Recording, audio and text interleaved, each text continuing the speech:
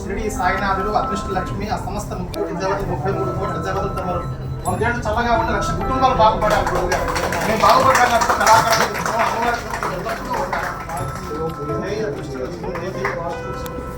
వెళ్తున్నాం. మన హస్తం కూడా ఇవాళ ఎట్లా తగలాలని సెంటిమెంట్ వచ్చారు.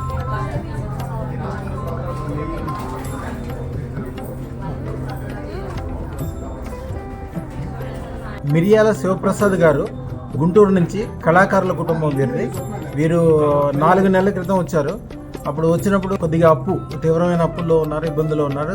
పెట్టుకున్నాక చాలా బాగా కలిసి వచ్చిందని చెప్పడానికి వచ్చి సన్మానం అది చేసి మంచి మాటలు అందరికీ చెప్దామని. ఏం చేస్తుంటారు తమ్ముడు? మేము జానపద కళాకారులం అండి. దేవస్థానం ఉత్సవాలకి ప్రభుత్వ పథకాలు ప్రచారం చేస్తున్నాం.